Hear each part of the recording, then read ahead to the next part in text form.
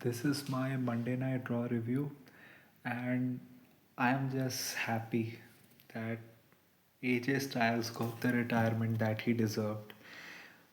You can say that after 2016, his booking has been inconsistent. Why wasn't he a singles champion in the last 3 years? Why did he retire at the Royal Rumble? Why did it have to be against Gunther? I think all's well that ends well. It was his hometown in Atlanta, Georgia, and he got what he deserved. People from his TNA past, everyone on on the roster congratulating him while he talked about how he was grateful towards his wife for sticking with him, how many anniversaries, how many birthdays he has missed, that how he has been so many things, so has had so many world championships, but he hasn't been a full-time father, and that he wants to be that. Undertaker coming out and telling him, like Undertaker's final opponent was AJ Styles, telling him that we have some unfinished business and that you're getting inducted into the WWE Hall of Fame, and then his family celebrating, hugging each other. It's what a legend like AJ Styles deserves. Even though in some WWE fans' eyes it would be like, why is he getting such a big tribute? But be it WWE wise or be it wrestling wise, this guy deserves it. And he got what he deserves. I'm so happy for him and his family. But apart from that, the show was disjointed. And that you can say was due to maybe some unexplained injuries.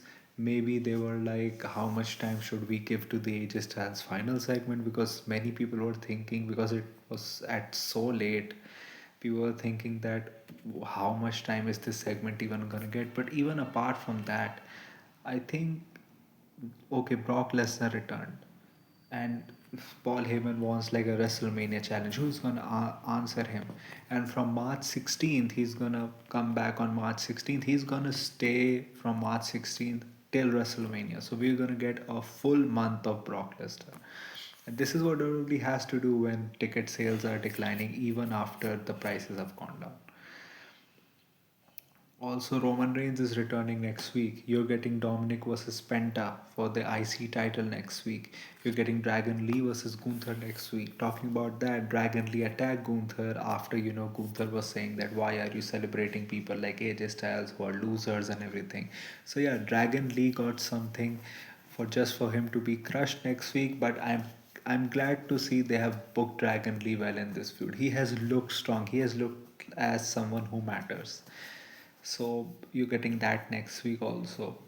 Apart from that, CM Punk and Finn Balor. CM Punk had a good segment, even though it was like Roman is not here. Why is he not here? I'm here every week. I'm gonna defend my championship. Kind of the same stuff that he said last week, but yeah, it was still good. And he also paid tribute to AJ Styles about how Finn Balor interrupted his match, and I liked how he wove that into the storyline. You also had Liv choosing Stephanie over Jade as a WrestleMania opponent, and I liked that they had the parallel that how Jade. It looked like Jade was gonna attack Liv when she returned, but then she attacked Naomi. In this segment, it looked like Liv was gonna attack Jade, but then she attacked Stephanie, who sold the microphone in the face like she got sniped. And the way that they have booked this feud, I'm actually like excited because they have made this feud spicy, and they have made it spicy not really that Liv Morgan, like they have made Stephanie kind of like the aggressor in this feud. Like Stephanie is messing with Liv. Like Stephanie is the one who is much more in the limelight in this feud rather than we could have thought that it would ban Liv, because English language, much bigger star and all that.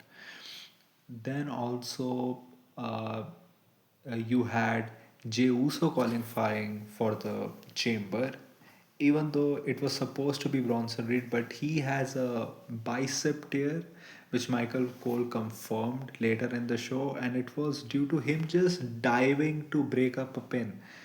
and like most of the vision is injured. I think right now, first, if they want to like whatever the little is left of the vision, they want to keep the momentum, and also if they want, no more injuries to happen, I think they have to put Logan and Theory after the Usos, and it makes sense because you suddenly have for the past few weeks the Usos back in the vision vortex, so I think it makes sense and it will result in much less injuries also, like because the vision interrupted Cody Rhodes, and then Jay came out and everything.